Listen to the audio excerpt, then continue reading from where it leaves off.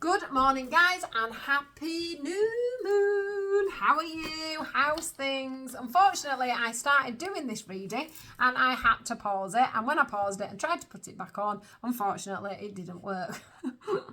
It had knocked itself off. So here we go again, part 2 of this one. So we have the new moon. Can we all remember? I have been saying it the whole way through. If you aren't already following me, please do follow me on Transitions with Rebecca on Facebook, and then you will get to see all these things that I put forward. So the new moon is all about your finances, so you need to be getting really sure today about, or over these next couple of days, I have been pre-warning you all the way up, that you need to get your intentions set for what you want financially going forward now, okay? It's very important that you think big, that you think big, and that you are ready to cash in basically on what you want going forward. It does say that the new moon is in Taurus, the sign that's potentially very cashed up. Get some intentions about how to make the money you need for the life you want. So really think big, okay? It's about the life you want, not the life you have. All right, so I don't know if you've got a business, it's time to now put that into words, how far you actually want to make that run and what you want to actually financially gain from that business, okay? Now we'll get into the reading. So we have somebody here, okay, or you or them are putting yourself first and needing space, okay? This is a relationship that is broken down. This is a relationship where you're having to separate, all right? And you know, one of you knows that you need to separate. It says we both need a time to heal and we need to let each other go. So even if this, because I don't know yet till we move into it a little bit further, but at the moment there's this feeling of one of you being very sensible and knowing that you need this separation between the pair of you and this time to heal within yourselves, okay? It does say that they're feeling empty, or one of you is empty and one of you is missing the communication together, okay? They feel very guilty about their actions and what they've said to you, and they are saying, look, I am always here for you, okay, but I need that time to heal. All right, that feels like a bit of a spiritual message, this I'm always here for you, because we're never apart from anybody really, are we? Even when we are apart, it's just our human body that does that puts us together. Right, let's see what else we get.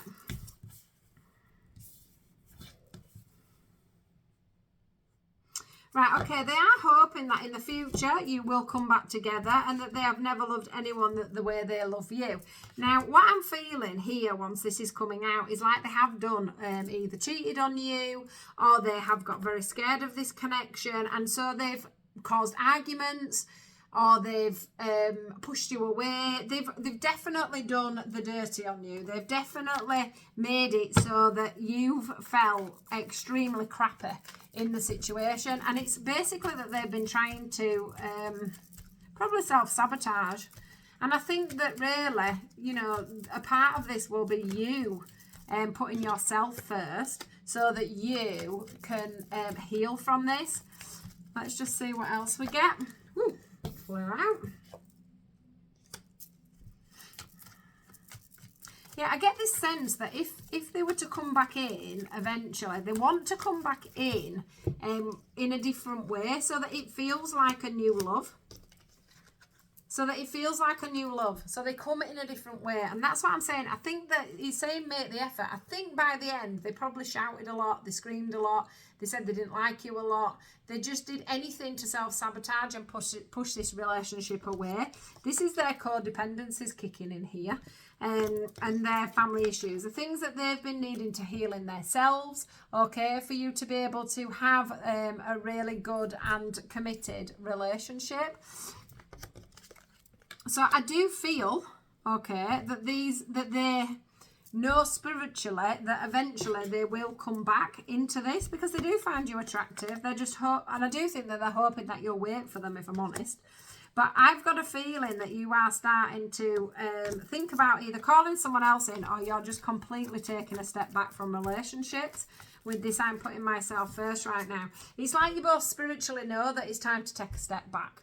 and that if you don't take a step back, you won't make a relationship with anybody else, and you won't make a relationship back together. There's some healing that needs to be done between the pair of you. Like we get healing family issues. So for some of you, you're playing out things that have happened with these codependencies, that have happened from something that you've been learned, I feel, from parents.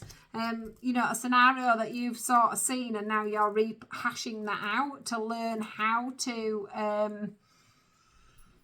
have a stable relationship, how to not have this on and off dynamic, not worry about each other, not be scared, you know, to go into a relationship.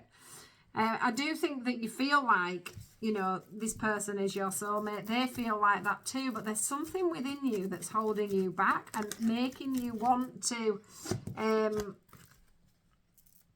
yeah, look, whoever it is not admitting they've got any feelings because they're wanting to put themselves. So if you're getting feeling really rejected by somebody that you thought loved you, okay, they really are taking a step back to heal.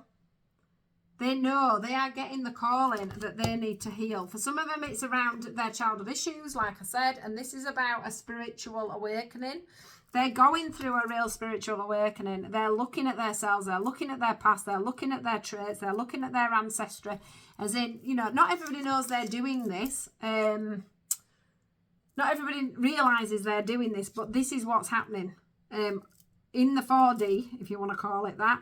And then that's playing out in the 3D. So they are going through an awakening, and they are learning to change things and wanting to change things and bring themselves into a better space to be able to have that relationship that they want. But they've recognised that they have these codependencies and these family issues that they need to heal. But from that, they're going to come back in, I would say, if you haven't moved on, and they're going to come back in like a new love, like a fresh start, with a different slant on things, with a change to things.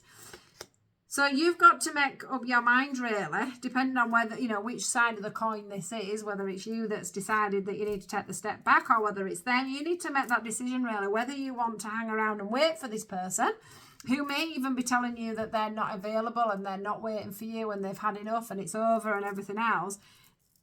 They're just trying to play out. They're just trying to play out some healing here. And they're having to do it. It's like Spirit here. I've put this block on. Where's the card gone? Here, this one. The Spirit have put a block on, so they're telling you, you know, I don't want anything to do with you. Or you're telling them, I don't want anything to do with you. And it's because Spirit are getting them to do this without them even knowing. They're putting a block on so the healing can begin. And without the healing, you're just not going to work. It's just not going to come back together, and it just won't ever. You'll just keep hashing out the same things over and over again. So there'll be lots of arguing, or there'll be third parties, or whatever it is that's been going on in your dynamic, that will keep playing out until this healing is done.